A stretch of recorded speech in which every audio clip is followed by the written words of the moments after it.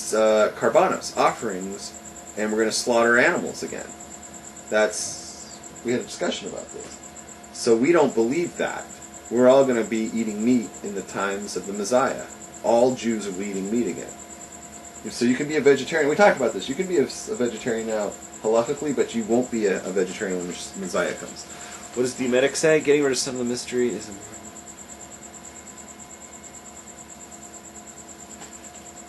That's okay. All right. Can we move on to the next thing? I think we answered that one. Now, last week I talked about the Rabushkin case. I was talking about agriprocessors, and I brought a whole study. I basically quoted the thing on the OU website that was written by Rabbi Genacht, who's the head of the OU Koshers, and I got 3 feedbacks on it. Can I go with them? Yeah. Am I doing too much talking? No. Okay. Number 1 is, I mentioned that the USDA, the U.S. Department of Agriculture, allows a 5% stun gun repeats. Remember this? I was talking about how the non-Jews, they use a non-kosher slaughter, and they put the gun to the cow's head, and they shoot it, and 5% of the time, the USDA is okay if the cow doesn't die, and they just keep shooting it 5 or 6 times, and it's like a heinous death. And the USDA is okay if up to 5% of them are that way. Whereas kosher, I mentioned that kosher doesn't allow non-instant deaths at all, and they're all considered non-kosher. So I was making a point that kosher is more humane than non-kosher slaughter.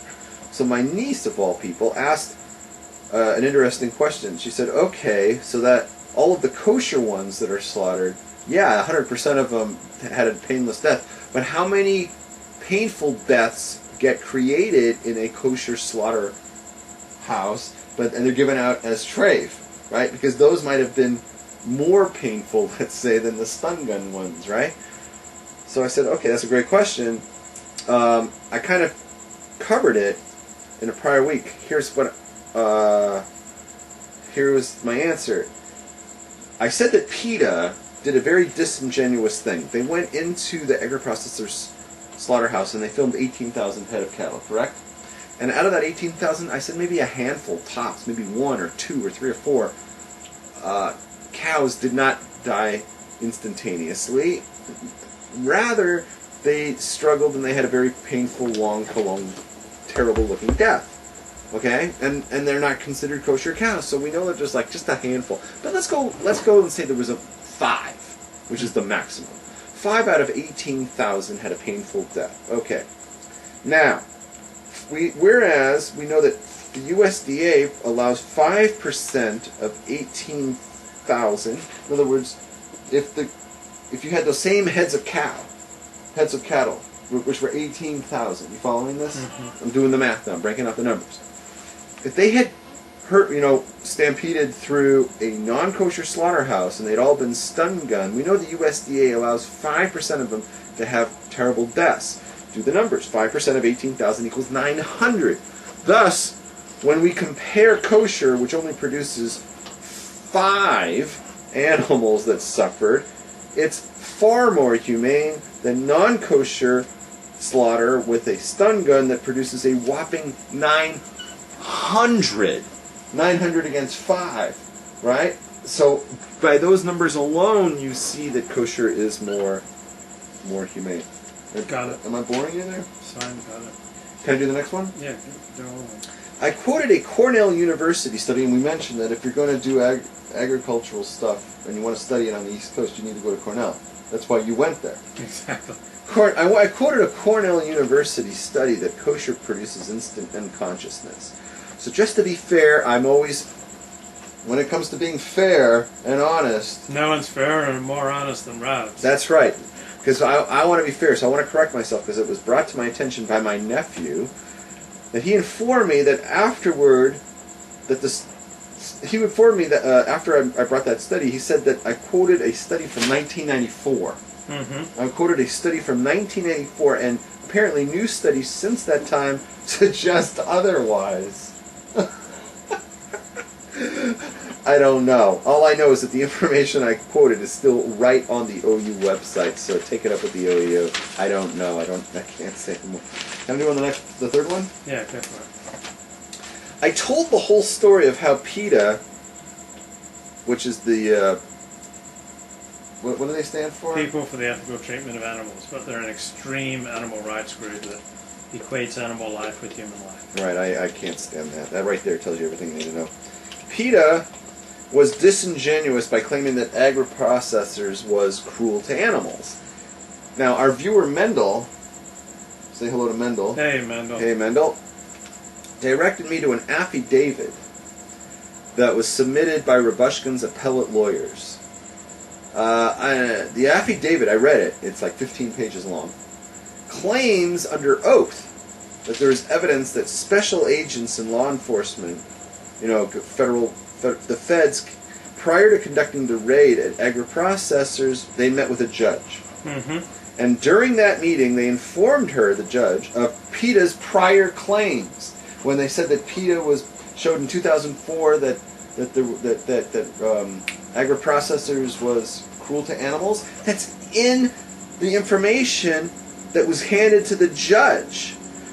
Only that they failed to inform her that PETA's claims were shown later by the OU and others to be disingenuous.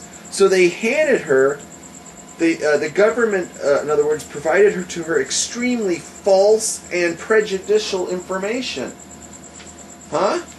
Is that a problem? Well, yes, because that's crucial, because the same judge, and I'm going to give you her name, Linda Reed, is that how you pronounce it? R-E-A-D-E. Yes. She presided over Shalom Rabushkin's trial and sentenced him to what amounts to a life sentence. According to federal law, she should have recused herself based on receiving extremely prejudicial information from the plaintiff, who in this case is the federal government, who told her about PETA, which turned out to be a bogus story, and also because she failed to disclose that she even met with the special agents. Mm-hmm. She should have announced that too when she was assigned the case. Even though the government has records of those meetings, she never bothered to say that she met with them. Worse, the entire raid on agri-processors, listen to this, was conducted in accommodation of her traveling schedule, as she was going to be out of the country when the government originally planned to do the raid. She said, "Oh, you can't do that. I'm going to be in Barbados. I'm going to be in Barbados working on my bikini tan." So they scheduled the actual raid of Rabushkin's agri-processors around her schedule.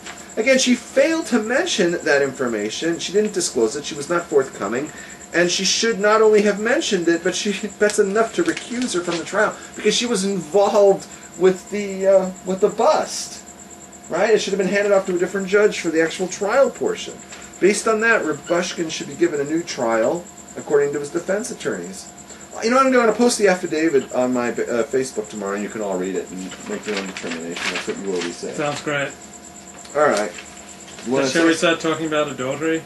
So Not yet. I've got other things to do. I've got a list of 10 women in Pico Robertson I suspect of adultery, but you go ahead. Go ahead and hit your list. No, I thought you may want to talk to something else before, No. because I've been doing all this yakking. No, I'm just ready to talk about adultery, but you go ahead. What was it like to meet my nephew and niece last week? It was life-changing. That's not the same nephew that's always... I know. Oh, it's I could tell he wasn't as dumb as rocks.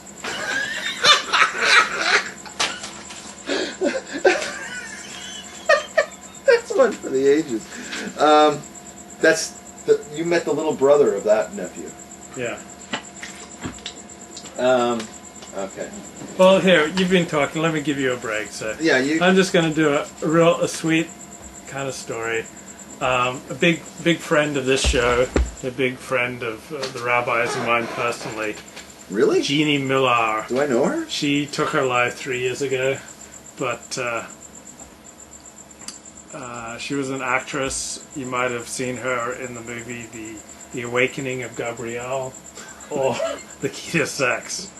And so there's this beautiful website, gonetosoon.org, and there's this lovely profile of her.